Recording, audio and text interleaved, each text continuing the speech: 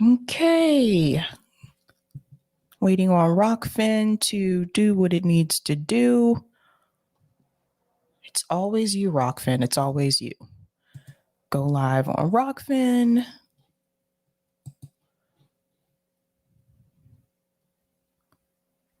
All right. Doobie-doobie-doo.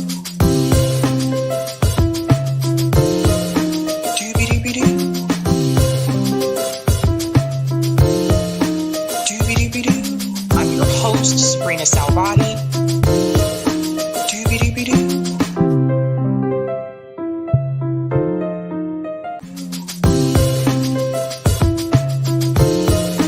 Doobie-doobie-doo.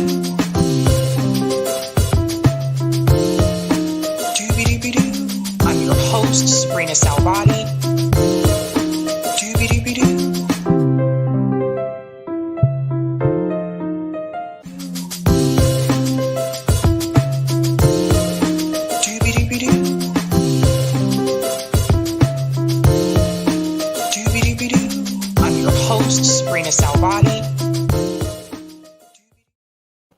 All right. Happy Wednesday, everyone.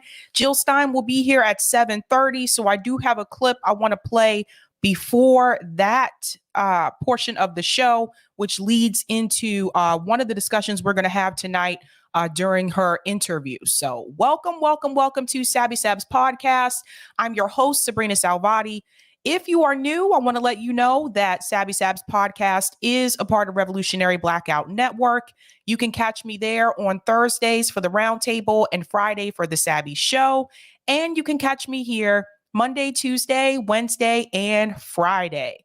Shout out to everyone watching on YouTube, Rockfin, and Twitter. And I want to give shout outs to people in the chat. What is going on? Lawrence, always great to see you, says Dr. Jill, or love Dr. Jill. Shout out to Avenacom, says People Party USA and Green Party must unite as one party. We can't afford to have multiple third fronts. Interesting. Shout out to Janice, who says this should be a wonderful discussion.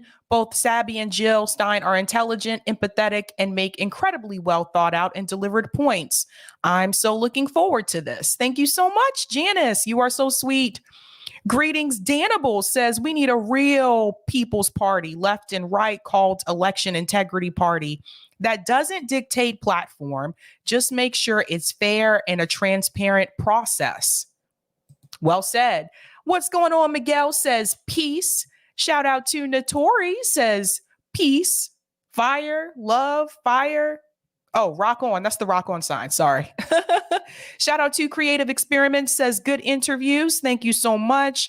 Greetings, Laura Hansen. Can Dr. Stein address the vote being hijacked? Also, can she talk about why the League of Women Voters no longer run the debates? Ooh, interesting questions, Laura. I'll star that, actually. What's going on? Little says doobie dollars. They have a picture of Sabby on the front end by law. You must say doobie doo when you hand it to the cashier. What's going on, Ken? She says, happy Wednesday, love. Happy Wednesday to you. Greetings, Comrade Cam says, hey, everyone. Shout out to Eric T, who's a Sabby member, says, hi, lefty friends. What's going on? Yipper99 says, hi, everybody. Happy hump day. What's going on? Gamer says, hello. Shout out to Bryce, says, hello, Sabby. Hello, everyone. Greetings. Oops, sorry, Miguel. I clicked on you twice. What's going on? Terry says, hi, fam. Shout out Eric Gray, says, hey, everybody. And yeah, definitely looking forward to this interview. Thank you so much. Shout out to Sweary Fairy, says, hey, beautiful people. Well, hello to you too. What's going on? Sabby Sabs says, happy Wednesday, Sabby. Happy Wednesday to you as well. Shout out to Zach Davis, who I just lost somewhere. You were just here and I lost your name. Wow. Yeah, it just jumped. I'm so sorry, Zach. Oh, there you are. Says, hello, Sabby. Hello, Zach. What's going on? The Traveler says, happy Friday. Happy Friday. Where are you located, The Traveler? Shout out to Mr. X, says, hello, all. Greetings, Kyle, says, doobie doo. What's going on? Larry says, hi, Sab. Hey, Larry.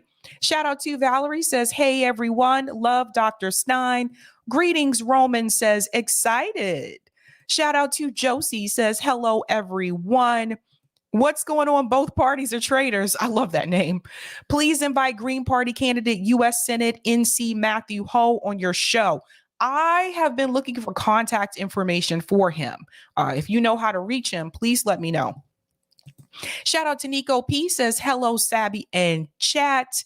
Greeting Joe says, if I ever get my Twitter account back, I'm going to promote this show every day. Oh, thank you, Joe. That's really sweet. And sorry you lost your account. It's been happening to a lot of people. What's going on? Angela says, hey, everyone. Looking forward to today's show. What's going on? JB's in the house. My comrade from RBN said, had a long day laying down while listening, but it's good to see you and everyone here. Love and greetings to all. Welp. Lots of people in the chat. All right. So Jill Stein will be here at 7:30, but I am going to go ahead and play a clip. It's from CJ's stream from last night, because this kind of leads into one of the issues we're going to discuss tonight during the interview. So I do want to start off with that. But quickly, let me give a shout out to everyone who is a Sabby patron. Thank you guys so much. I really do appreciate your support. If you want to be a patron, I have 5 categories: members, Sabbies, Sabsters, Sabinators, and the ultimate. All of their names are listed here. Thank you guys so much. And a quick shout out to 2 new Sabby patrons, Amin and Philip Davis. Whoop, whoop. Shout out. Thank you guys. And you can also see their names scrolling across the bottom of the screen. So let's go ahead and get into it. So again, I said Jill will be here at 7:30. It's 7:07 now. I want to play a clip from CJ's stream last night. Now, I caught this after my stream, and there's something that CJ mentioned, and I was like, oh boy, he's nailing it on this one. So CJ brought up this whole term nihilism that's being applied to a lot of us that are choosing not to do this strategy of putting progressives through the Democratic Party. So let me play this clip from CJ. Now, this apparently was an interview with David Sirota. I'm not sure how you pronounce his last name, but this is a clip from that interview, which I believe he had with Crystal Kyle and friends. I want you to listen to something that CJ says here. So first and foremost, CJ has a tweet and it says, giving up on the duopoly and wanting to burn down without another strategy may be nihilism or nihilism. I forget how you pronounce it. But revolutionary leftists aren't saying do nothing. We're saying do something else in place of the duopoly. Big difference. Important point. David's wife, Emily Soretta, is a Democrat. So listen to this really quick, guys. And this is my caption, what I said: giving up on the duopoly and wanting to burn it down without any strategy may be nihilism, but revolutionary leftists aren't saying do nothing. We're saying do something else in place of the duopoly. Big difference. Important point. David's wife, Emily Sorota, is a Democrat. So make sure you understand, or make sure you take that into account when you hear what he's arguing, the point of view that he's arguing. And the point that I want to make here as well, I think it's important that CJ mentioned that, because when you start to see people's connections that they have to people in DC or other politicians that are a part of the 2-party system, then you'll understand why they have some of the talking points that they have. So shout out to CJ for pointing that out. Here is David Sirota on nihilist. Yes, I've had moments where I'm like, you know what, I'm out. Like, I'm done. I hate this. I can't look at it every day. I like it's so nauseating. It's so pointless. And I have those days, And, and by the way, I don't begrudge people who say, look, I can't focus on this anymore. It's too depressing. I'm not saying like those people are bad. I get that impulse, but I also think and by the way, I also think like just saying, oh, they're all corrupt. Nothing good can possibly happen. And anybody who's trying to work in that system, you must be corrupt or at least stupid by trying to fix things because the whole system is corrupt. Sort of the black pill idea. Like there's a blue pill, the red pill, and the black. Like I reject that too. Like you're not smarter by just walking away. Like you're not better than people by walking away. Are you smarter by continuing to play the same game? Are you smarter by continuing to do this same strategy? Because I've noticed something that's been going on. And again, like I said, this will be related to our discussion tonight. Something I've noticed, there seems to be like this podcast tour going on where people are going on to different shows, trying to argue the point of continuing to do this strategy of putting progressives to the Democratic Party. Nina Turner has been on multiple shows arguing the same point. She was on Katie Halper's show, Jim Perlman's show, Crystal Kyle and Friends, Breaking Points, like multiple shows.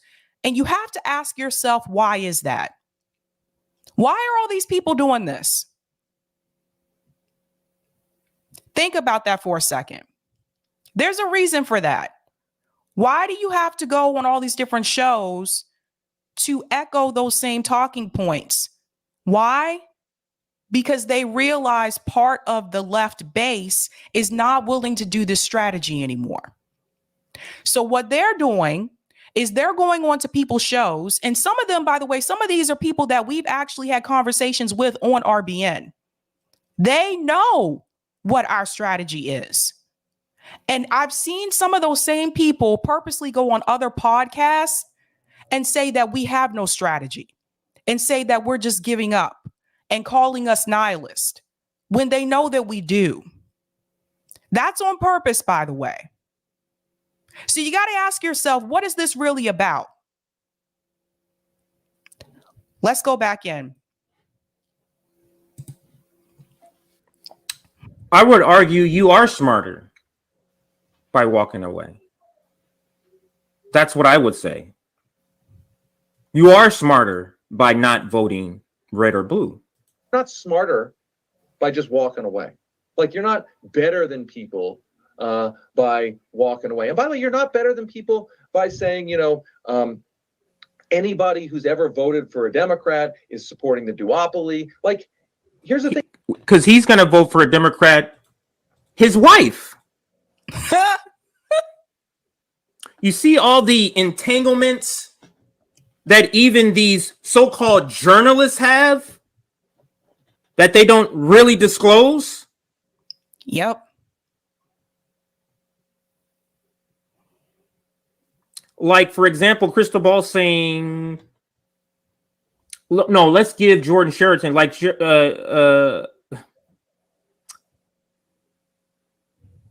I'm not going to say that. So let's move on. Let's listen to the rest of David Sirota. Than people by walking away. And by the way, you're not better than people by saying, anybody who's ever voted for a Democrat is supporting the duopoly. Like, here's the thing. The Democratic Party is super corrupt, but in the short. Okay, here we go. Is that true? If you are voting for the Democratic Party or if you're voting for the Republican Party, you're supporting the duopoly. That's true. Like, I'm sorry. Now, he goes on to say the Democratic Party is corrupt. Listen to this. Short term, right, in the context, for instance, of the reconciliation bill, all you have right now is a Democratic Party and a Republican Party in Congress. Like, is that true? All you have is a Democratic Party and a Republican Party. So we're just going to pretend like there are no independents in DC. We're just going to pretend like there's no such thing as a Green Party. We're just going to pretend like, and they always seem to talk about this from a DC perspective. You never hear them mention that you have independent candidates and Green Party candidates that have won local races. Actually, the Green Party does pretty well when it comes to local elections. You never hear it from that perspective, though. Just something I want you to pay attention to. Now, they're having this discussion with David Sirota. Again, this is someone, his wife is a Democrat. She is a politician. Here's my question. Why aren't they having these discussions with someone like Shama Sawan? Someone who, one, did not run through the Democratic Party. Someone who's a socialist. Why aren't they having these discussions with her? Because the only people I've seen had her on is Bad Faith Podcast, and Status Quo had Shama Sawan on. And Shama Sawan does not change her talking points, regardless of which show she goes on. But why aren't Crystal Kyle and friends having this discussion with Shama Sawan?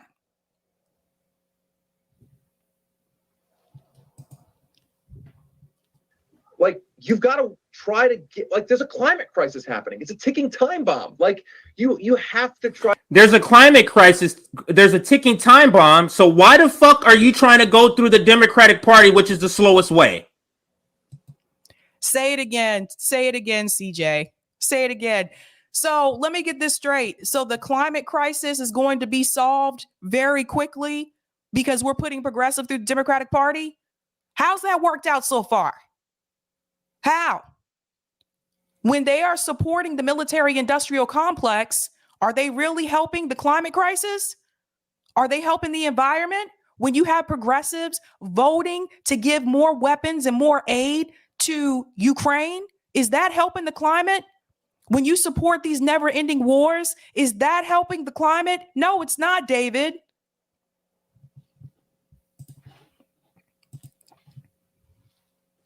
That's our point. We don't have time for electoral politics. The very point you're trying to make applies to you. Going through the Democratic Party for any sort of climate change is the slowest way to get there. Gaining political power through the Democratic Party for leftists is the slowest way to get there. Exactly. How has that worked out for us so far? What has been accomplished? Even when there were opportunities for the squad, for these progressives in Congress, when there were opportunities for them to create change and to push back, they chose not to. What has been accomplished? If I had to give out a report card, they would have an F.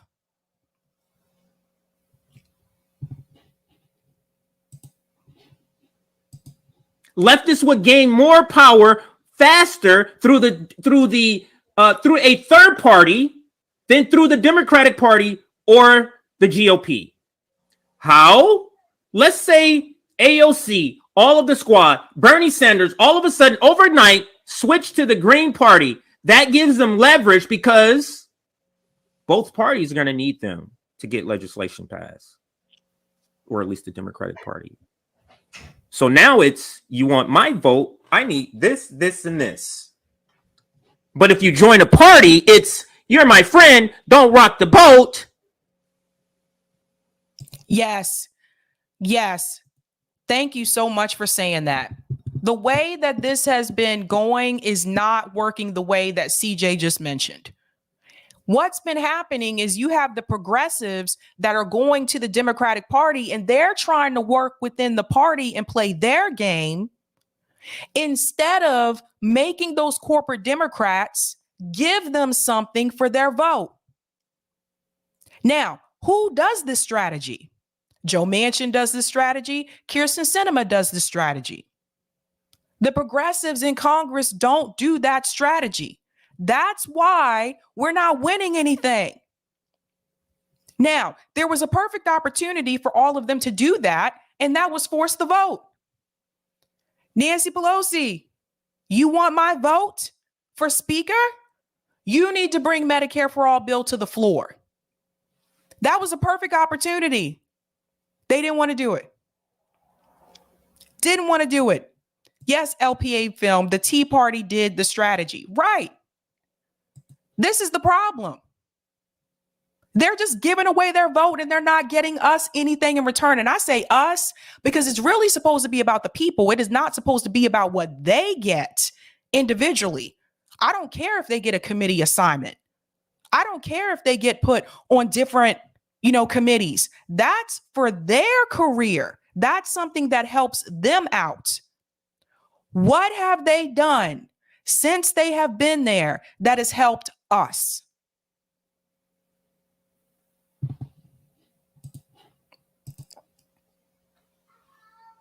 Yeah. We'll get to your thing next time.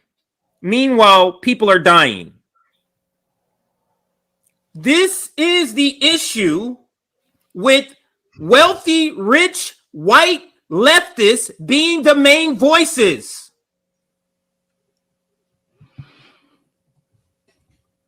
They're willing to sell the issues that are important to you out to get the issues that's important to them done. Yep.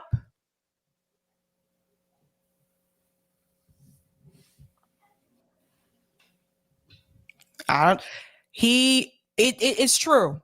It's true. This is the problem. This is what has been happening.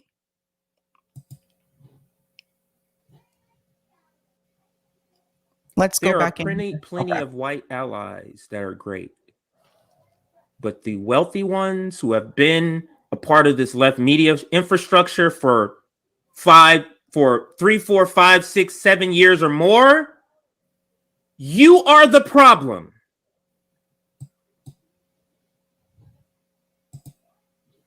You are the problem for the left. You've been a part of this left at the table speaking all these years. What have materialized from your strategy? What has materialized from your strategy? Rational National? The Squad? How's that going? Humanist Report? TYT? Majority Report?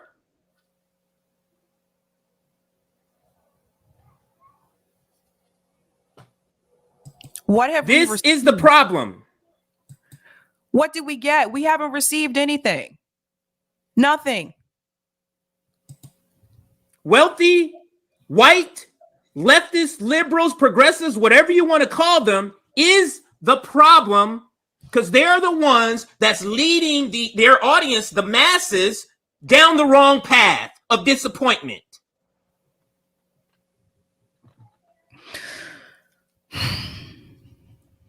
Try to get this horrible, corrupt system to try to do the right thing, stipulating that it is horrible, it's corrupt, the game is rigged. All of that stuff is stipulated, but so he just said the game is rigged. So why are we continuing? This is the thing that got me about Bernie Sanders. Why are we continuing to participate in a game that is rigged? That was a bad choice of words for David right there. You just told everybody the game is rigged.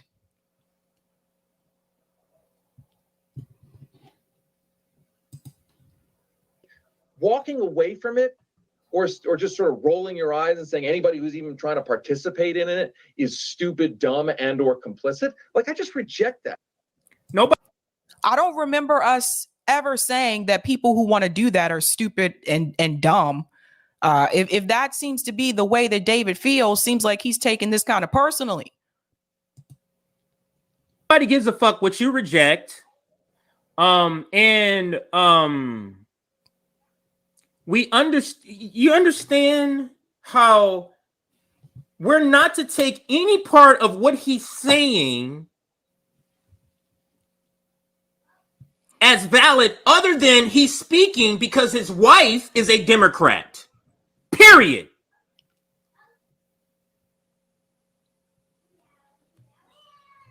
You're speaking, Jordan Sheraton. against nihilism because you want access to Nina Turner, who's running. So one thing I can say about those of us at RBN, I think the difference is we do not have relationships with these politicians. We don't have relationships. Like, I tell you guys, like, there have been progressive candidates that have come like on my show, but I don't have a relationship with them. I think that's the difference. And so I'm not allowing my judgment to be clouded because I don't have a relationship with them. Just something to think about. I want to go a little bit forward here. It's like a 2-minute video that kind of talks about the historical context of how do I exit? Yeah, he also went and broke down nihilism. Let's see if I can squeeze that in really quick.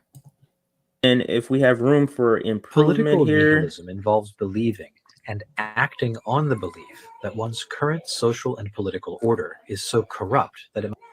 All right. Sorry. It kind of started when I was looking at a different screen. But anyway, what I was looking. Here we go. Hear that? This is what I was telling you. You hear that? You're like, wait a minute. Well, maybe I'm a nihilist because I think that too. So let's listen again. Listen to this, you guys. Hi.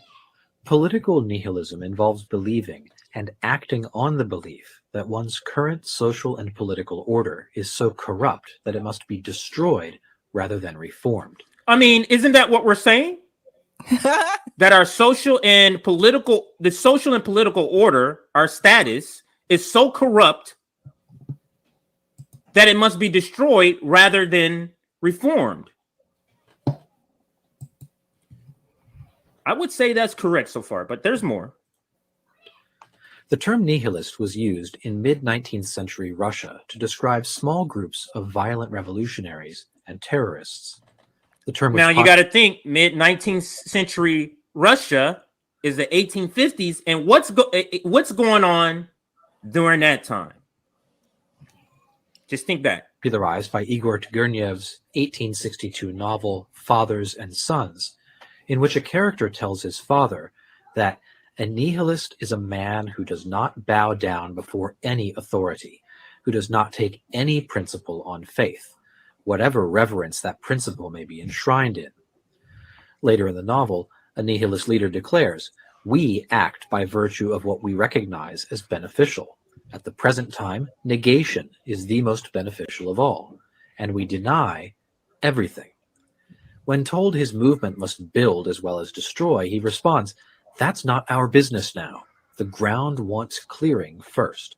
So basically, well, what is your plan? Do you have a plan after you tear it down? He's like, well, that's not a topic of discussion right now. Let's get the shit tore down first. Then we can get to that. Basically what he's saying here. Let's continue. And I think that's the difference, because we actually do have a plan, a different strategy that we want to use. And like I said, there have been people who they know that, and we've talked to them about that before, and they're purposely going on to other shows pretending like we don't have a plan. At that point, that's malicious. I don't need to name names. They know who they are. Here we go. First. This is the spirit of political nihilism. Clear the ground first, then tackle the problem of rebuilding. Do not let the lack of a plan for afterwards delay the required destruction now. Let's replay that part. Don't let the lack of how you're going to rebuild deter you or slow you down from tearing the shit down. And I'm going to go ahead and stop it there because I see it is 7:29. So let me go to some of the comments here. Oh, I saw yours, Laura. Kit said, shout out to Jill Stein. Kit also said, and yes, if you walk away from the Democrats and Republicans, you are better. Well said, Kit. A non-user, Sirota is a wealthy white man. He ain't having any issues if status quo continues. That's a good point. Bryce said the Dems are blowing up the planet hella dense. Thank you for the super chat, MPLS612. Thank you so much for that. Thank you for the super chat, Kush Renata. Yes, preach. Dave should tell Kyle and the dudes from the Vanguard that, because they are still acting as if Bernie is going to do anything but lose again. Yeah. I mean, one thing I will say, Bernie Sanders at this point, again, like, I was a huge Bernie supporter. I think Bernie Sanders had his time. I really do. And I think one of the best things that Bernie Sanders could have done was, I think that after he lost in 2016, I think he should have walked away from running in the Democratic Party, and he should have ran as an independent, or he should have ran, Green Party, whatever he could at that time. But I think Bernie Sanders knows the Democratic Party does not want him to do that. Bernie Sanders is not stupid. He's been a politician for a long time. He knows what's acceptable and what's not acceptable for the party. Even though he's an independent, he still caucus with the Democratic Party. So that's important for people to understand. I'm going to switch my banner here for a second. All right, let me just buzz here for a minute.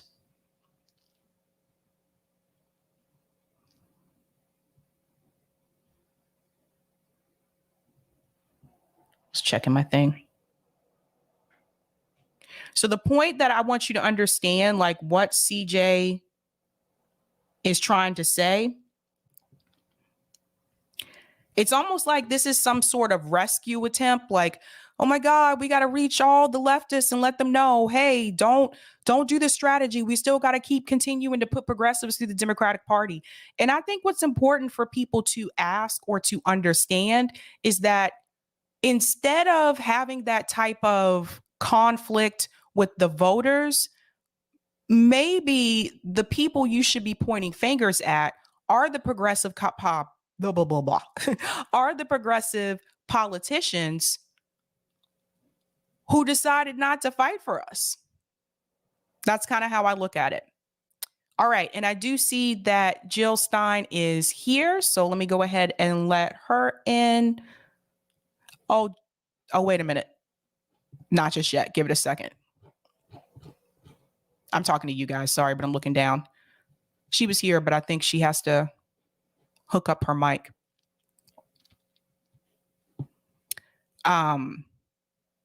LPA Film said Bernie will govern with the permission of his good friends at the DNC. Right. I mean, look, Obama, all he had to do was make a call and say, all right, Bernie, you need to leave this. That's all it took. And from someone who's not even in politics right now. So that's the kind of power the party has. And like I said before, the people who have pushed back, like Cynthia McKinney, Dennis Kucinich, Ralph Nader, they're gone. That's what they do. The people who really got in there and really did try to fight, you do not see those people still there. Gamer said Jayapal been sold out as well. So did Bowman. Whew. Jamal Bowman, man, that one's been tough. That one has been tough. All right. Here's Jill. Thank you so much for the super chat, Carl. It has been rigged for a long time. After screwing over Bernie Sanders in the primary, 4/28/2017, they said the DNC sees no enforceable obligation in having to run a fair and impartial primary election. That's correct. All right, so Jill is here. I'm going to go ahead and add her to the stream. Welcome, Jill. Hi, Sabby. Good to be with you. It's great to see you again. Yes, I feel like I see you almost every day now on my YouTube, on my Twitter. So just really happy to have you in my life, Sabby. Oh, thank you. Same here. All right, everyone. So my special guest tonight is Dr. Jill Stein. She's a physician and activist, and she was a former Green Party presidential candidate. Thanks so much, Jill. Thanks for coming on. My honor. Really a pleasure to be with you. I was just listening in on your conversation, which gets me all jazzed up. Okay, so first thing I want to talk to you about is you ran as a third party candidate. And one of the things that I did notice, and we've talked about this at RBN as well, there seemed to be a lack of, I guess, attention for the third party and independent candidates during the 2016 race. And it seemed like there was just this general consensus that, well, if Bernie Sanders doesn't make it, everybody, you have to vote for Hillary Clinton because otherwise we're going to get Donald Trump. And I brought this up recently on a call-in show of mine, and I said, maybe we should have been doing two strategies at the same time. Maybe we should have said, okay, we're going to go for Bernie Sanders, but here's the catch, guys. If Bernie doesn't make it, then all of us are going to shift and we're going to support Jill Stein. And I feel like when it came to, I guess, the media space, I feel like that didn't really happen. Like, so for example, TYT told people, got to vote for Hillary, we're going to get Trump. And I want to hear from you about your experience just running as a third party candidate. What were some of the challenges that you faced, and particularly in the media space? The media space is a corporate predatory space that's all about selling, the agenda for oligarchy and the two parties that support it and that take their marching orders from their big money donors. And, I first ran for office in 2002 in the governor's race in Massachusetts, where I basically got tricked into running by the Green Party. I was not a political animal. I had grown up, in the Vietnam War era and the civil rights era, and I didn't trust any political party funded by big money. And, the big ones are all funded by big money. So I was not in a political sphere, but I was an activist. And, I was fighting a lot of fights and just got really tired of seeing them all bought out. The fight for Medicare for all, which we called single payer back, in the 90s, we held a referendum here in Massachusetts that was ahead by double digits. And then the insurance companies threw in lots of, fear-mongering advertising, the usual. And that referendum was defeated by a couple points after being outfunded, by millions and millions of dollars. And, I was very involved in the fight for environmental justice, in shutting down the polluting coal plants and incinerators that were poisoning, the air and our fish supply and our water and so on. And I got really tired of seeing legislation and proposals that were basically motherhood and apple pie that would provide jobs, that would create a clean energy economy or a recycling economy that would improve our health, would reduce our health costs.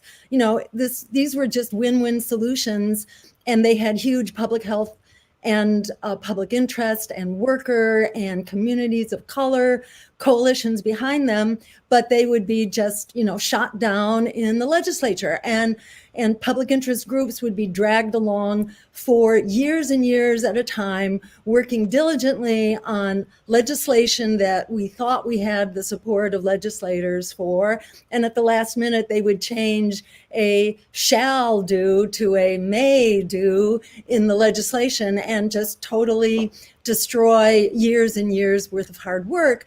For me, the last straw was the Clean Elections Bill, which was, sitting in the legislature for years, never passed. It would have gotten big money out of politics by providing public funding for, candidates that meet basic qualification rules, qualified candidates that can show they have public support.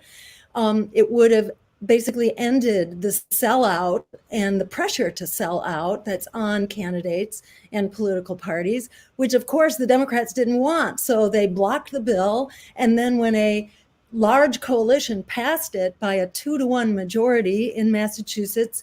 I think it was 1998. They repealed it. They repealed the People's Law on a voice vote. And for me, that was like the last straw that really said to me that it was really hopeless for a party that pretended to be the progressive voice, that it was destroying what is essential to deal with the corruption, the fundamental corruption of our political system, corrupting both major political parties. And there, the progressive Democrats were leading the charge to destroy it. So I was really quite convinced by the time 2000 rolled around that it was really quite hopeless with the Democrats. And I have to say, you know, what people are witnessing now, where they work so hard to elect Justice Democrats or, you know, the Squad and the AOCs, and then they find that they're really quite,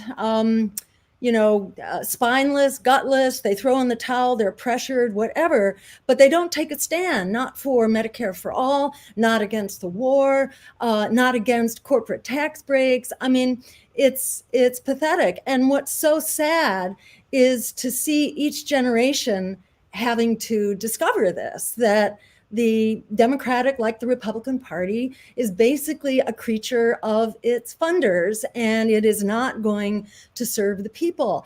But it takes, you can't find that out, in your first go around the block. Unfortunately, people sort of have to get beat up, and they realize, oh my God, I've been betrayed. I've wasted my time.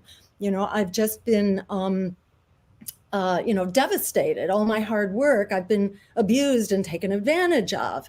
And then often they fade away because there's, it's like a well-kept secret that there are other places to go. And your reference to the media is so important. And I want to give a big shout out to this program and to the Revolutionary Blackout Network in general, because hearing your voices, your many voices that have so much credibility, you cannot be, dismissed as privileged white liberals that are just talking out of your mouth, as people who are really living in the struggle, that have complete integrity and credibility here. You're really walking the walk and you're talking the talk based on that. And I am just so supportive and thankful and grateful to hear your voices every day. And the role played by independent media right now in this discussion is absolutely huge.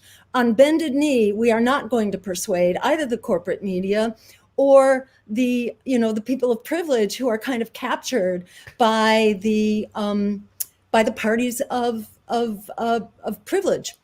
We're not going to beg and plead and get them to change their minds. As Frederick Douglass said, power concedes nothing without a demand. It never has and it never will.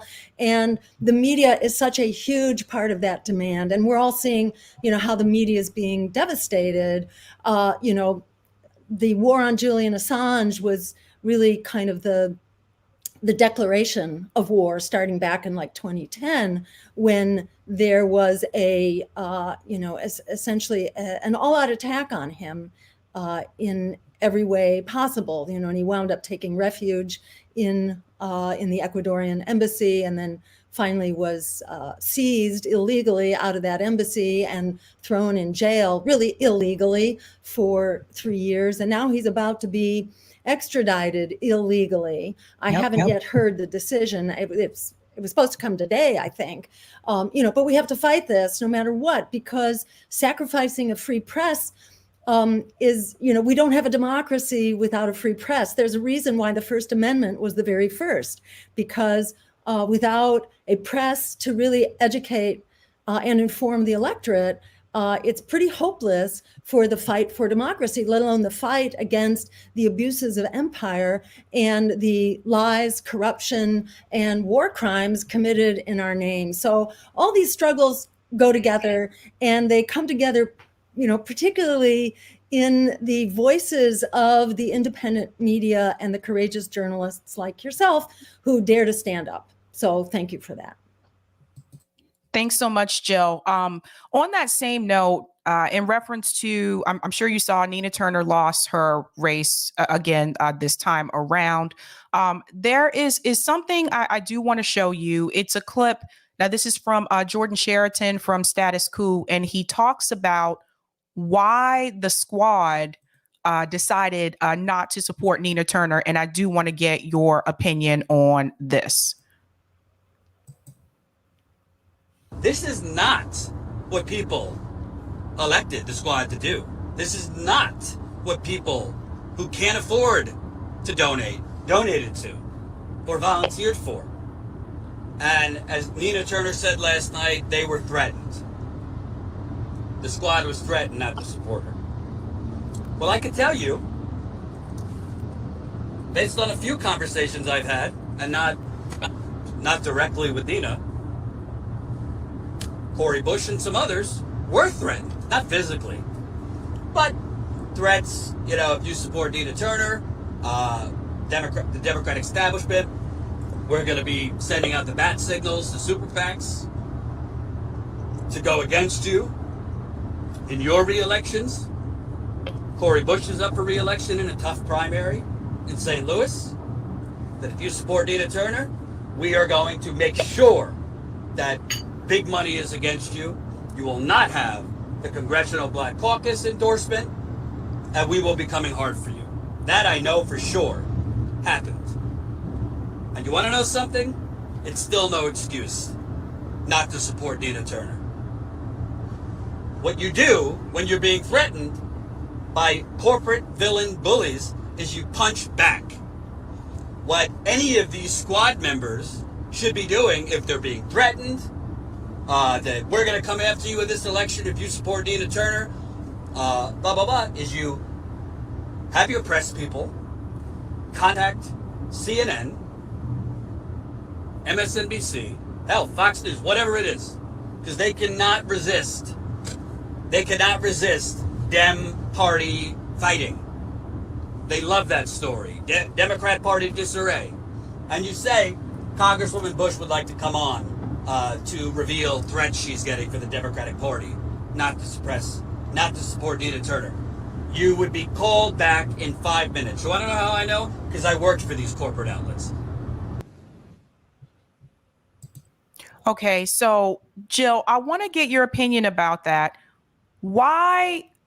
I know he mentioned the threats, but to me, those are related to career advancement, like the super PACs or being able to get reelected, them choosing to put out another candidate against them. I specifically remember AOC saying that she didn't mind if she was a one-term congressperson. So do you think, like, hearing those threats that Jordan mentioned, do you think that's really a good excuse, or do you think that's enough to make them not come out to support Nina Turner? You feel there's something else at play here?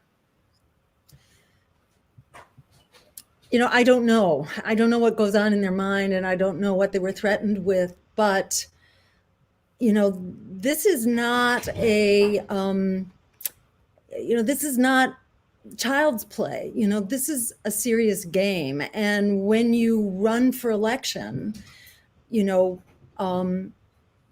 you have to know that you are not walking into, you know,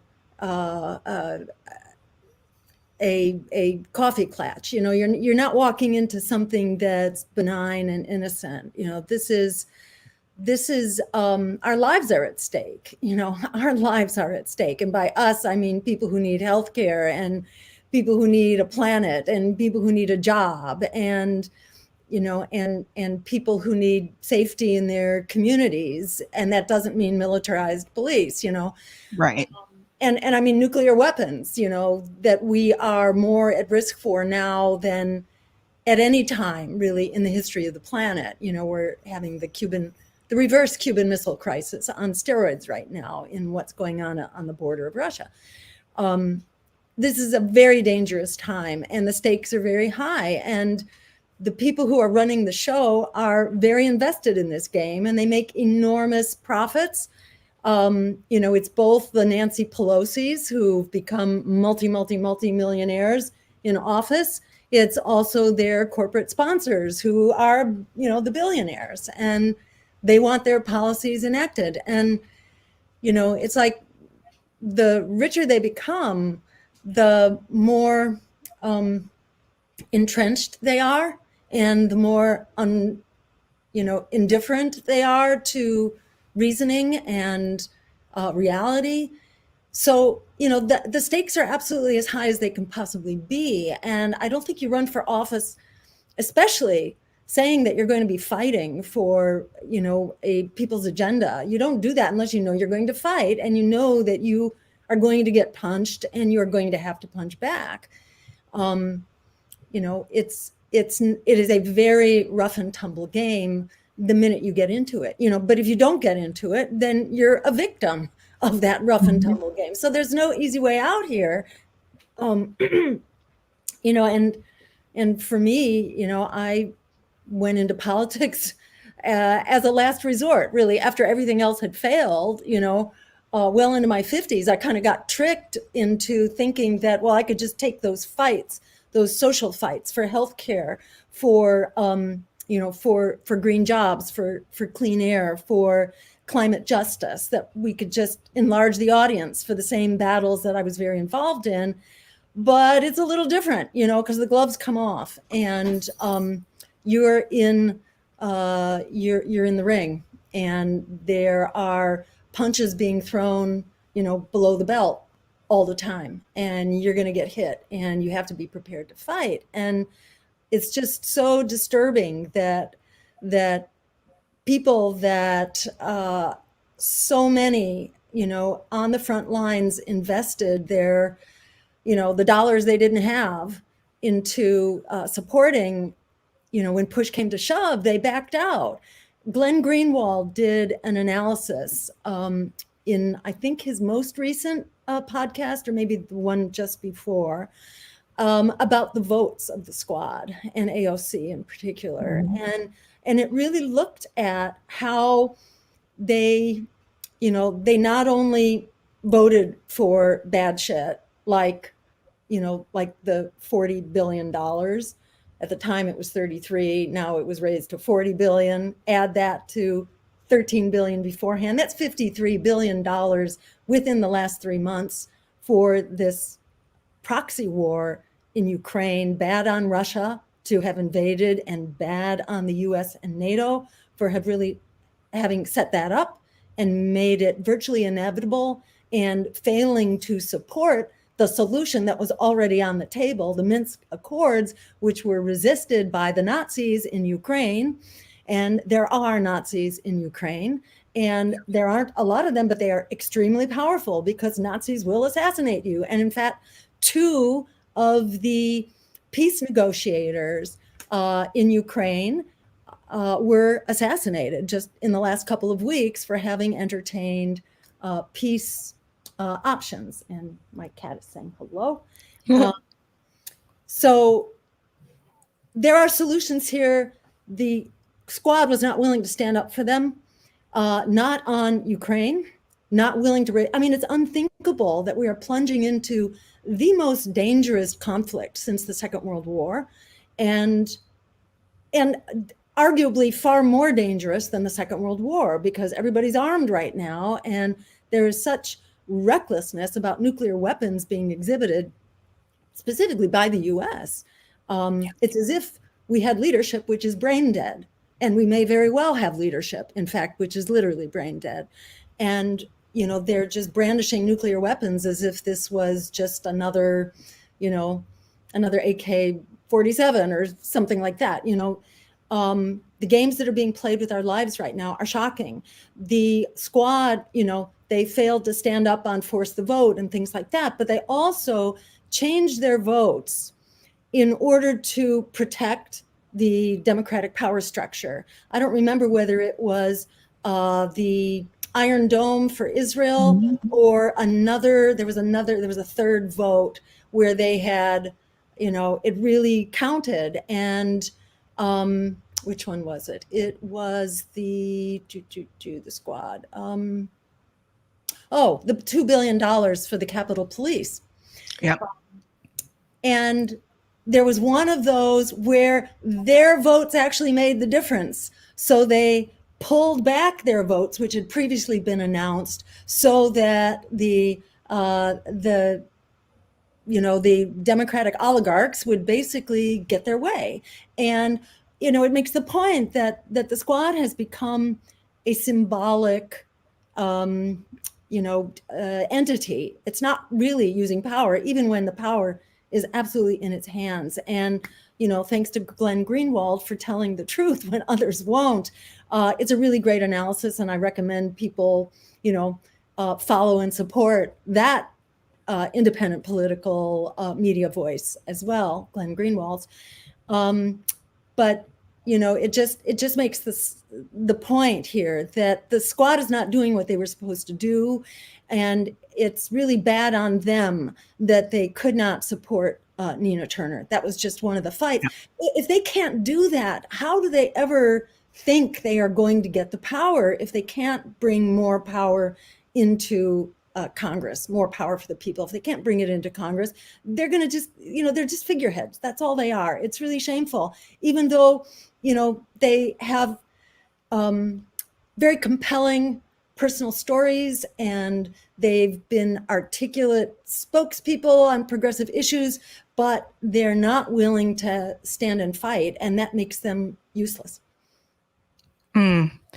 Well said. I think another thing that's come up as well was dark money. So Nina Turner, second time there was dark money that came in support of Shontel Brown last minute. I have talked to a couple of people have called in that live in that district, and they did explain to me how many ads like Shontel Brown had, apparently even on Hulu, which I was kind of surprised by that, but they were everywhere apparently. But I also felt like that happened last year. So we know that this is going to continue to be an issue with the dark money as well. And Nina Turner put out this recently that I want to share, because apparently it happened again last night. And she said, today, a number of progressive Black women were defeated by big money special interests in safe blue districts. Why are billionaires buying blue seats by pouring millions of dollars into ads that smear these women to stop policies that would lift working people? It's BS. So I want to get your take about the dark money, because I just feel like ever since I've been paying attention to politics, even going all the way back to high school, I always saw negative ads when candidates were running for office. The money thing has always been an issue. So my question is, how can candidates push back against big money, dark money that comes flooding in last minute? We already know that this is a tactic that corporate Democrats are going to use. So how can they even stop that? Or if they can't stop that, should they run in the Democratic Party? Yeah, I mean, exactly. I think the problem exists across the board, and, you'll get it as well running as a Green, you'll get it big time. If they feel like they have to acknowledge your existence. In the governor's race, when I was running in 2002, they brought out all the living Kennedys and Clintons that paraded around Massachusetts saying that a vote for Jill Stein was a vote for Mitt Romney. So, they're going to just pull out all the stops to stop progressives is what it amounts to. And to my mind, it's very, and they've been doing this for so many decades, and it goes way before I had, an experience of political life whatsoever. I mean, you can take this back to the 1960s and 70s, certainly, and before as well. But that's kind of like as far as my history goes, my political history. In the 60s and 70s, where there was a thing called the realignment movement that was all about bringing together the power of labor, which was strong at the time, and the power of the civil rights movement to force progressive change on the Democratic Party. And it completely failed. Why did it fail? Because of the war in Vietnam. And if you didn't support the war in Vietnam, you were a traitor to the cause, and you were demonized on that account. So, this has been going on forever, that they will pull out all the stops in order to stop you. The reason I, run not as a Democrat, and I've been asked to run as a Democrat, and I always said no, because, I guess, I never had career aspirations. I was never out to win an office. I'm really out to save the lives of our children, so that they're not going to be obliterated by mushroom clouds and climate collapse and, an economy that has no room for them. But they appeal to me like they will try to buy off other progressives, but then they'll slaughter you if you're running as a progressive as a Democrat. So why do it? Why run in a party where then you become a victim inside the party and you don't have a party to support you, which to my mind is why we have to build an alternative. And that's an alternative that by definition does not accept corporate money, that that has principles that we share. We don't accept corporate money. We also don't accept money from the surrogates of corporations. So you can, have donations from corporate executives. Now that's not the corporation, but it's the surrogate of the corporation. So we try to prevent dirty money from coming in. And the agenda for democracy is front and center in the Greens and in any other third party. In my mind, third parties aren't third parties, they're alternative parties. And you're not an alternative if, like some of the so-called third parties, you're running on big money and you're running on corporate money. So at least you want to be building. And if we don't start somewhere, we're never going to get there. And so we have to start by both challenging corrupt power and by building an alternative based on political integrity and the power of people. Speaking of alternative, I want to get your opinion about Movement for a People's Party. Some people feel that MPP and the Green Party should have merged together so they can have a larger base and not divide the vote. Some people are, still support MPP. They've had a lot of controversy recently, internal issues. What is your opinion about, this organization that is under Nick Brana, where they're trying to create a populist organization and bring people from the right and the left, worker-led organization? How do you feel about that? Do you feel that it's okay to try to go with, now granted, I think they're only on the ballot in Florida and Virginia at this time, to go with that alternative, or should people continue with the Green Party and try to build up the Green Party? Well, I have a conflict of interest in this conversation. I'm all for the Green Party, and I've been very involved in trying to help build it over a couple of decades. At the same time, I've been very involved in trying to build coalitions of alternative parties. And, this goes back to at least 2014, when the Greens were working closely with some of the socialist parties, in particular, the ISO, the International Socialist Organization. We did a lot of climate work together. We did a lot of organizing, and out of that grew what was called Left Elect, which was an effort to bring together the independent parties of the left and build a coalition that could work together. We weren't out to stop anyone. We had differences, but we also had an awful lot in common. And the differences are more about how the organizations work and the rules of administrative rules. And I don't think anybody has the perfect solution for that. I think we have a lot to share and to learn from each other. And we were in the process of building that in 2015 and 2016. And then the Sanders campaign came along and everybody just ran into the Sanders campaign, and that was the end of that. And then he ran again, in 2020. Now that people have sort of been there and done that, I think there's real interest in building synergy, building collaboration, beginning to explore how do we work together. And unfortunately, that's never the approach that we got from Nick. And I had been in conversation with Nick ever since 2016, and we did a number of events together and stuff like that. But I always heard from him that he was looking to basically stop the Greens and start up MPP because they would have a better name, is kind of what it came down to. Better name, that the name of the Greens was sort of all washed up, because everybody knows that green is kind of passé. Well, I'm not so sure in the age of climate change that that's that's the case. And, the Green Party is very much about social and economic justice and racial justice, every bit as much as about climate justice. So that argument never quite resonated with me. And I would witness every couple of years the MPP crew would turn over because the leadership was not easy, I think, for people to work with. But that's true of a lot of small parties.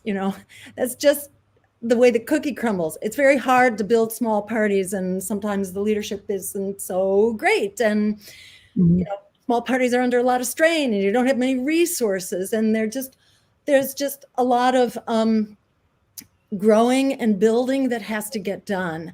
And I would, be very happy for the remnants of MPP, whatever it is, to be a part of this effort. Let's build, without saying that we're trying to destroy anybody else. Let's get together and let's build a collaboration of political parties that share certain basic principles of people power and democracy, because you have to work really hard to find differences in our agendas. So if we got the same agendas and we just have different rules for the organizations, well, we can build an Uber organization that allows us to collaborate. And it doesn't mean we're collaborating on everything, but we can start collaborating on key elections. And then we can change the rules of the game, to begin to focus on helping to pass ranked choice voting in various states or at the federal level, to get big money out of politics, to ensure that voter suppression is not, the Democrats have a very good democracy agenda, but it notably leaves out the right to vote for who you want. The right to vote is absolutely critical, but it has to be accompanied by the right to vote for who you want. Because if you're just voting for people who've been pre-selected by the money primary, it doesn't really do you any good. It's just kind of a, it's a placeholder. It's a pretense. And I think it speaks volumes that the Democrats have somehow managed not to learn about ranked choice voting. Now, they've learned about it in New York City, where they've adopted it for their own primary, but they stop it when it comes to the general election in New York City, because, goodness knows, we'd hate for democracy to prevail and real competition to take place, which is, it's obvious. That's what we need. And they're all for ballot access, or shall we say voting access, except for other parties that compete. Yep. So, yeah, there are a lot of specifics that we could be collaborating on with other political parties that are truly people powered. And time's a wasting. I think we need to get down to this as quickly as possible. Agreed. One of the things that's come up recently is there seems to be a difference of opinion over strategy. And so those of us at RBN, we're trying to motivate people to try to change the strategy because of what we've seen happen with the squad, because we've seen the money, we've seen how the Democratic Party pretty much kind of selects like who they want in, right? So the Progressive Caucus made it very clear they didn't want Nina Turner. So did the Congressional Black Caucus say they didn't want Nina Turner.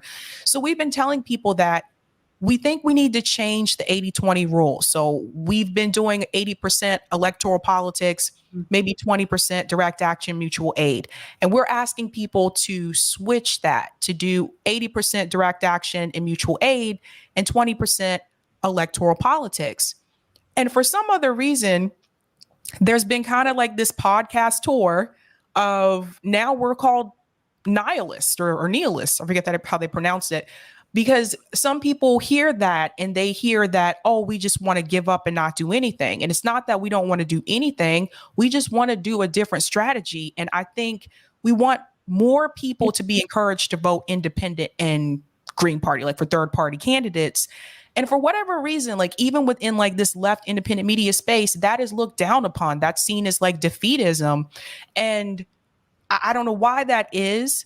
But I want to talk to you about strategy, because this is how I look at it. If the Democratic Party is owned by Wall Street, same with the Republican Party, and we've seen what has happened to the progressive candidates that go into this party, they don't get to push the other corporate Democrats left, right? Like they're not in charge there.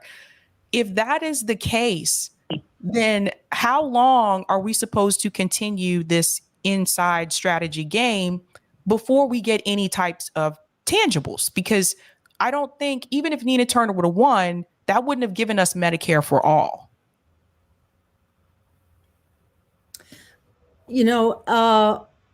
All politics is local, and I think your choices are local, and it depends entirely on kind of what are the options on the table. I think it's nuts to put energy into political campaigns that haven't given you a really compelling reason to support them. And, in my view, the real engine of social change are social movements, and in particular, building the capacity for the general strike, and all the things that go into that.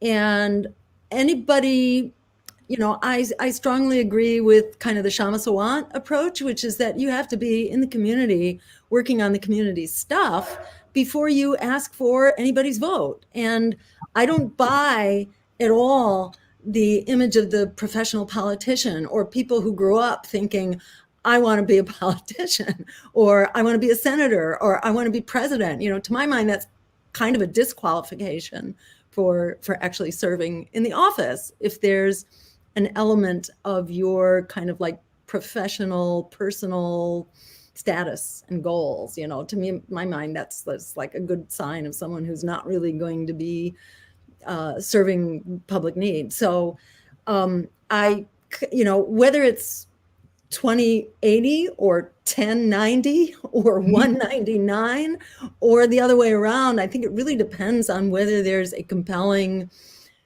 candidate for you to be, to be supporting, and that you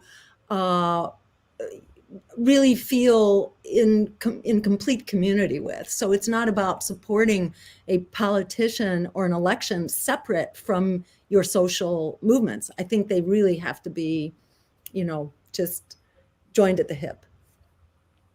There's a question here. I think this is a good question. Thank you for this, Carl, for the super chat. How can the Green Party compete when the duopoly makes it so difficult? 133K signatures needed in Florida just to get on the ballot, and can't debate them. Well, Jill, if I remember correctly, I think you were on the ballot in 48 states when you ran in 2016. It was approximately that number. That included some where we were a write-in, but we were close to that number. It might have been 45 or so being, completely bona fide on the ballot. And, there are some that are extremely tough. I don't remember Florida offhand, to tell you the truth. Maybe somebody who's in Florida can tell us whether we were on the ballot there or not. But yeah, there are some states that are absolutely prohibitive. There are some very good attorneys, and I want to give a shout out to the Center for Competitive Democracy and Oliver Hall, who is kind of leading the charge there. He's also our attorney in our fight with the Federal Election Commission. Just the playing field is so tilted against people power in every way imaginable. Yeah, it's really hard. And then media will try to lock you out. That's why, I think it's really important to aim at a grassroots level, at the level of, state rep or municipal offices, where you don't even have to have ballot access for most, you don't have to be a political party that has ballot access, and you don't even have to run with a political party. Although I think it's important to be building a political party, even if it's not like a ballot line for a city or town office. There are just lots of ways that that we can fight where the tables aren't quite so turned against us. And I think being networked, this is where that kind of broad coalition of progressive independent parties comes into play, because it's not just to push a presidential candidate across the finish line. Long before we get there, we got to get people, independent, progressive candidates. And I mean independent, because there have been some progressives elected again, inside of the Democratic machine, where they're going to get shut down. I think it's really important to get progressive independence, not only into city council. And the Greens had a terrific city councilor in Minneapolis, Cam Gordon, for, I don't know, maybe 10 years. He just lost a re-election, but I think he's going to come back at some level. So, that Shama Sawant, Greens have had occasional state reps, and we have other city councilors, not in such prominent cities, but these are the races we need to really excel at. And I think we need to collaborate to target a lot of them so that we can begin to gain the momentum, begin to gain the database, begin to gain the staff.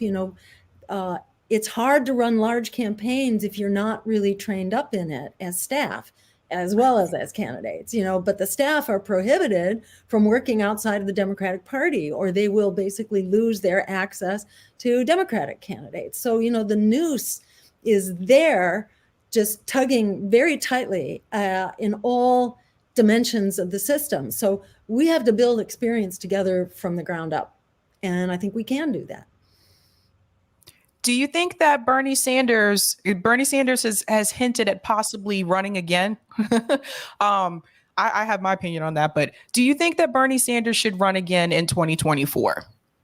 I think he should consider running as an independent, as a progressive independent, maybe even running with Nina Turner, or someone else. I think Nina Turner should also, and I know she's been asked the question. I heard her asked on Katie Halper, and she declined to answer the question. I'm glad to say she didn't knee jerk to say, I remain a loyal Democrat. She's going to be vilified for that. I mean, she's already been vilified because she appeared at an event with me at the DNC, the Democratic National Convention in 2016. We were both at an event sort of promoting people power. And because she was on the platform with me, because I had asked her to consider running as a running mate for, vice president as part of a team. And because she didn't go screaming in opposition to that, and never tried to hide that fact.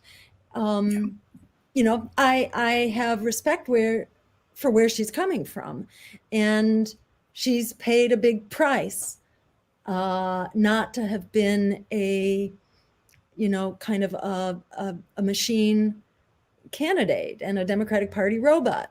She's paid a huge price, and she's been completely torn to shreds for it. I respect her a lot. And I would love for her to, be open to a conversation about running as an independent.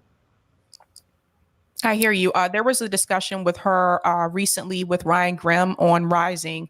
And one of the things that she mentioned was that she was told that she was not the right kind of Democrat. That's why the Congressional Black Caucus decided to endorse Shontel Brown over her. And so basically she can't be bought. Basically she's not corporate. So they don't consider that to be the right kind of Democrat. And I want to get your opinion about the caucuses, because it seems like now when it comes to the Progressive Caucus, when it comes to the Congressional Black Caucus, their endorsement means a lot. And so I think about some of these other progressive candidates that are running. If they do not get that endorsement come the general election, is the same thing going to happen to them like it happened to Nina Turner? And I also want to add, right now you have Nancy Pelosi and Jim Clyburn choosing to endorse Henry Cuellar, who is anti-choice when it comes to abortion, over Jessica Cisneros, who is the progressive candidate. And at the same time, they're telling people we have to codify Roe v. Wade, even though they had years to do this. I can go into a whole dialogue about that. They had plenty of time to do that. But there's just a lot of hypocrisy. And I feel like the Democratic Party has found a way to try to stop progressives from winning. I think when AOC and Ayanna Pressley and Rashida Tlaib and Ilhan Omar, that first wave that went through when they won, I feel like that wasn't really supposed to happen. And I don't think they really thought that AOC was going to beat, Crowley, and she did. And I feel like since then the party has like adjusted and they've figured out a way. Let's figure out a way to stop them so that we don't get more of them in. And, truth to tell, they've been doing this for a long time. You can go back to Dennis Kucinich, who was kept off of the debate stage. This is, going back 2016, maybe even before, where he was the wrong kind of Democrat. George McGovern, who got the Democratic Party nomination, he was the wrong kind of Democrat. And when he got the nomination, that's when the DNC went in and basically commandeered the whole nomination process and created the superdelegates so that you wouldn't get the nomination of a truly people-powered progressive candidate for the office ever again. The party, you can go back to FDR's final nomination in Chicago, where his running mate was going to be the very progressive VP. I'm forgetting his name at the moment. But that was totally rigged. And they actually shut off the nominating microphone and declared a fire emergency in order to evacuate the convention and prevent the nomination of the progressive vice president, because it was understood that FDR was not long for this world. And instead of getting, a really inspired, people-powered progressive socialist, instead, we got Harry Truman and the atom bomb, and the Cold War, and history completely reversed the direction that it was going in at that time. So the Democrats will pull out all the stops. They always have. And, it's just foolish to think that we're, going to somehow figure our way around this. This is just what they do. And the Democratic Progressive Caucus and the Black Caucus, they're just continuing to exercise the Democratic Party playbook. So it's really important, I think, for us to just draw a line in the sand and start building something. Because if you just run a progressive campaign inside the Democratic Party and you get defeated, or like, say, Paula Jean Swearingen, who ran against Manchin in West Virginia, she was just totally shut out. She was a progressive pro-choice candidate, but the Democratic Party machine made sure that an anti-choice candidate, who's not only anti-choice, he's really anti-everything related to the Democrats' progressive agenda, and the machine does whatever it takes to ensure that the Democratic Party can do no more than just fundraise and fearmonger based on their agenda. But they ensure that they do not have the votes, no matter how many reps they have in Congress or the Senate. They ensure that that's not the agenda that their candidates, of the candidates that they're backing. So they create a kind of self-inflicted helplessness. It's an engineered kind of helplessness, so that they are helpless to actually enact their agenda. And so running inside of that machine, it's like it's a sandcastle, and it will just completely get washed down at the end of that race. However, if you are running in an independent political party as a progressive, you're not, it's not over at the end of that race, and you've advanced your database, your donor base, your catalog of skills for your campaign managers and your treasurers, and just all the things that you need to learn how to do as a party if you are going to be able to run candidates. And that's why we got to keep doing what we're doing. Agreed. I want to get your attention about, or excuse me, your opinion about direct action. So recently, Ron DeSantis signed a bill saying that protesters cannot protest in residential areas in Florida. I had a feeling that was coming, and it's Florida right now, but other states may follow. I mean, we know how this tends to work. I want to get your opinion about that. And this is one of the reasons why I really have been encouraging people, like we really need to get out in the streets. Like we really need to protest. And I think about some of the protests we've had throughout history, like the civil rights movement. How did they get thousands and thousands of people to come to a march on Washington? There was no social media. There was no internet, and we have more technology. And I feel like it's like you have to pull your hair out just to get a couple of people to come out and fight for something. And I want to get your opinion about that. How do you feel about the rules that they're coming out with against protesting, like where you can protest? And do you ever think that we can get a protest like the civil rights movement, like the March on Washington? Can we ever get that again, like in this country? Really good and important questions. And, I see it.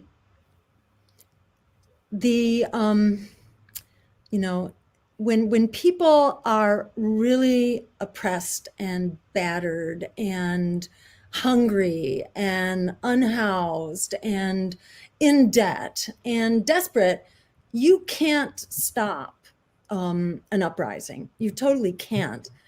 And, we have a First Amendment for very good reason. We have a First Amendment which is not supposed to depend on where you can exercise it. We don't have just free speech zones. There are not supposed to be cordoned off areas where you are allowed to protest, where you are allowed to seek redress of grievances, where you are allowed to freely speak and to criticize entrenched power. This is a basic right. This is a right that our country was founded on. The whole concept of democracy is really founded on the rights of free speech, the right to protest, freedom of the press. These are all wrapped into the First Amendment for good reason. This comes first.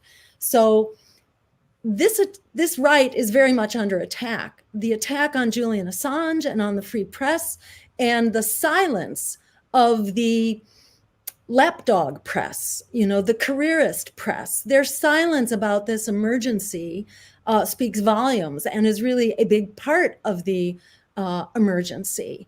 And it's not only our freedom of speech and freedom of the press that's under attack, it's very much the freedom of protest. Not only the likes of the DeSantis bill that says you can protest if you're in the right place. We're going to limit places for the exercise of your First Amendment rights.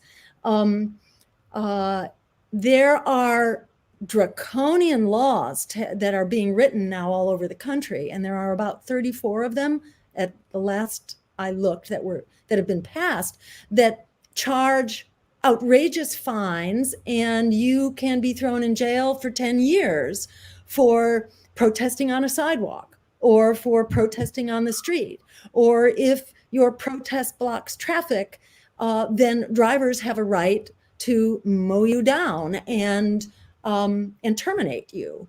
The attack on our right to protest is part of our state of emergency that our democracy is facing. There's actually a website called, I think, Protest Law Tracker.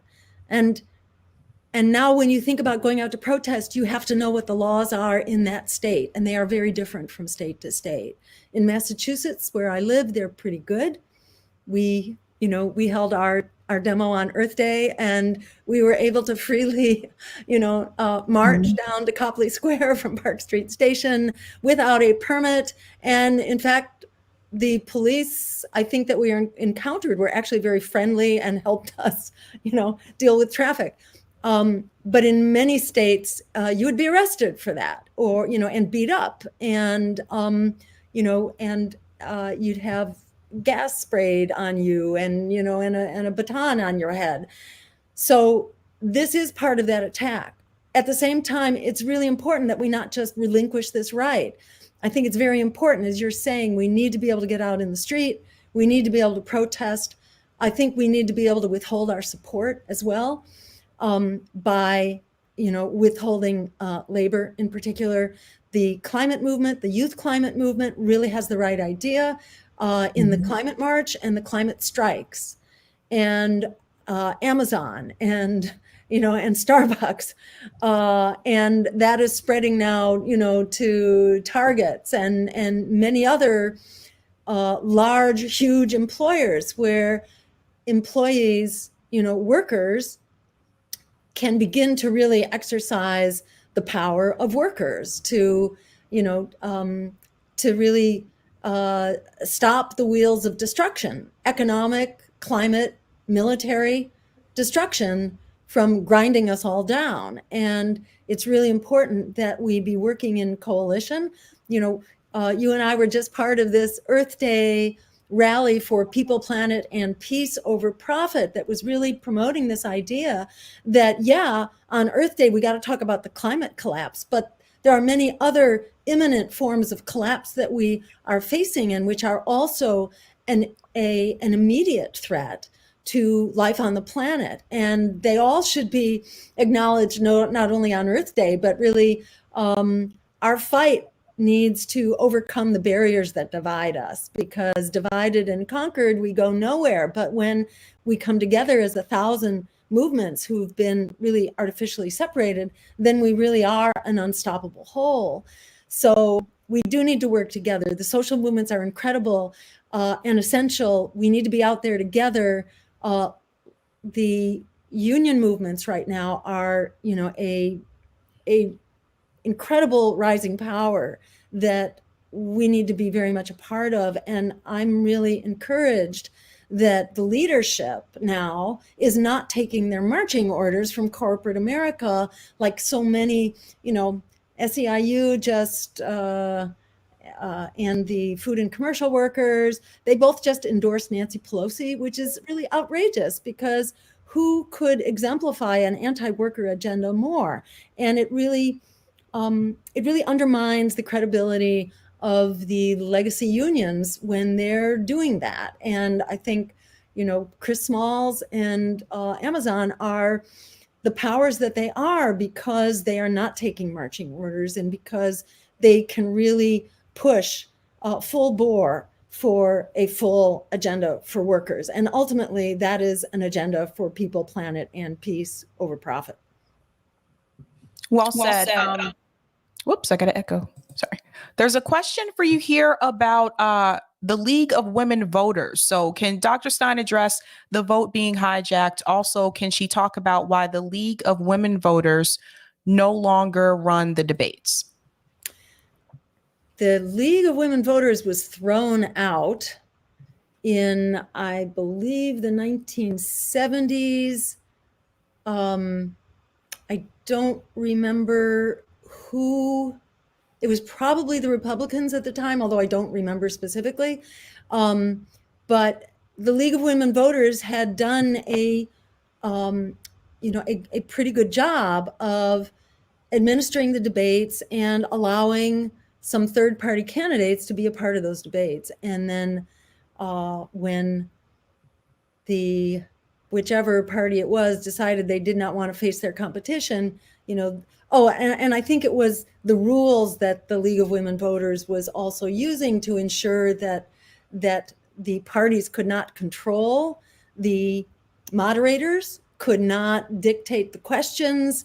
They couldn't basically rig the debates. They wanted to be able to rig the debates, and the League of Women Voters wouldn't let them. And so, the rest is history, and the debates are now controlled by a corporation, a private corporation run by the Democratic and Republican parties. So it is a complete farce.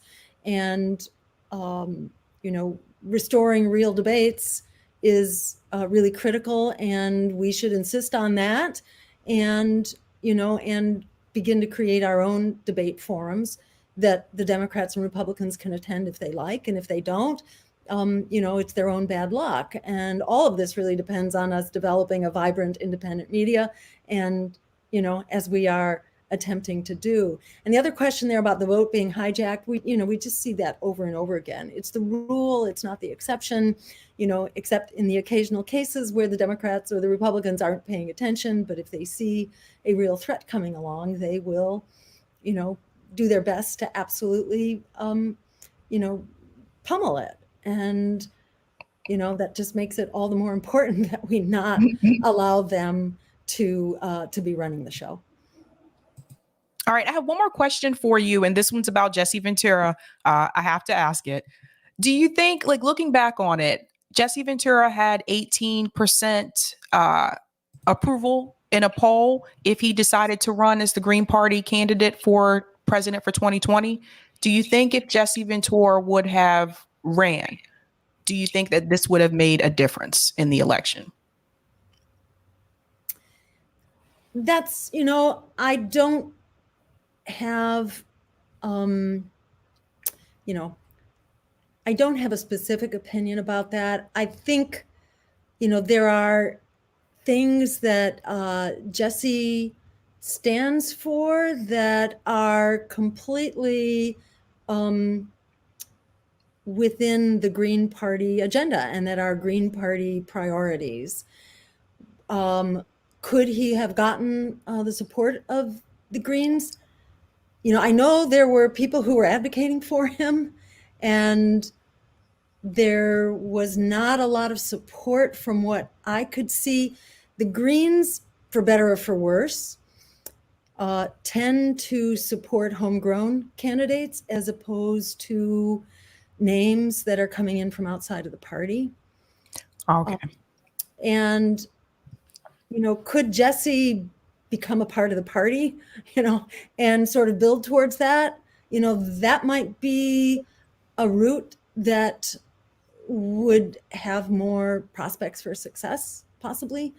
But I think the Greens have not had, they don't work well. The Greens are extremely, decentralized and grassroots oriented, and tend to be, what shall we say, not friendly to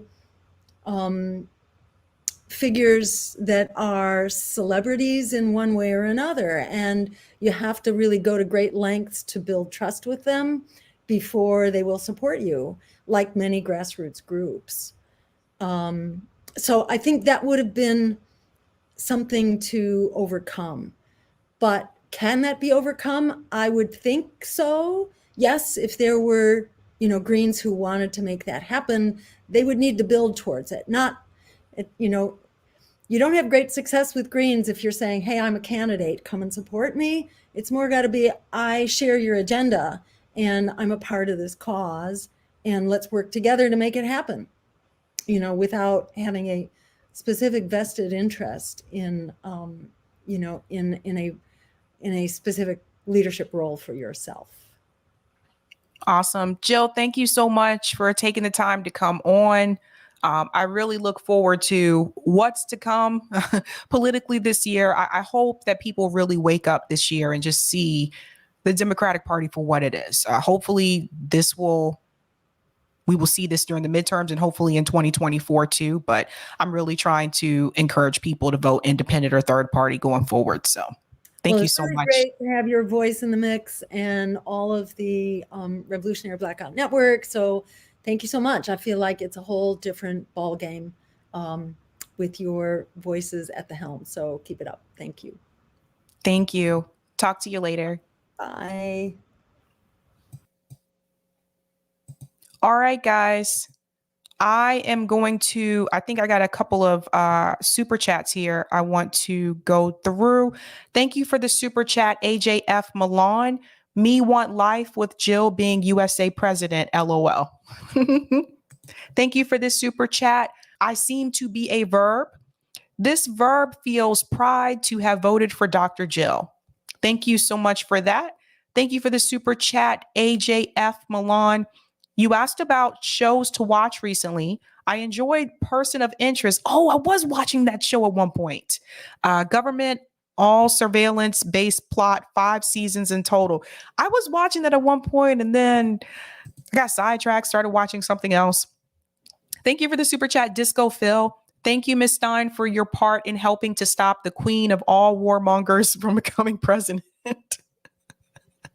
Yes. Oh my God. Hillary. You guys know that Hillary Clinton actually sent out a congratulations to John Fetterman today for winning the primary.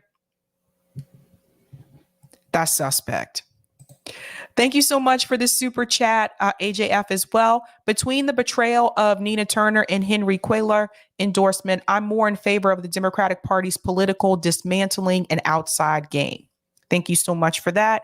Thank you for the super chat, a kid. Sabby and Dr. Stein, please share your thoughts on Shama Sawant and how others can model her effectiveness. Thanks. Yes, I think she did touch on that. Thank you for this super chat as well. Krill Fingers. I love that name. 2 brilliant and inspiring people. Thank you both for your hard work and determination. Thank you for the super chat, AJF, as well. Without ranked choice voting, our elections are pageantries. Keep up the good work, Jill and Sab. Thank you. Thank you for the super sticker, Juliet. And thank you for this super chat, Stephen. What has Jill learned from past American third parties? Oh, sorry, Stephen. I didn't see that one, but she did talk about her past experience, what she learned like from her experience. Yes. So yeah, it's true. Hillary Clinton did say, congratulations to John Fetterman. I spoke to him and his wife today. And I'm like, I'm like, uh-oh. I don't know. And thank you for the super sticker, MPLS. Thank you so much for your support. Really appreciate that. All right, guys. So, I'm not here tomorrow. I'm not here on Thursdays. I'll be back Friday night. Should be a pretty good show. I have a lot to talk about. Whole Washington will also be here on Friday about their ballot initiative that's going on for universal health care for everyone in Washington state. So I'm going to touch base with them, see where they're at.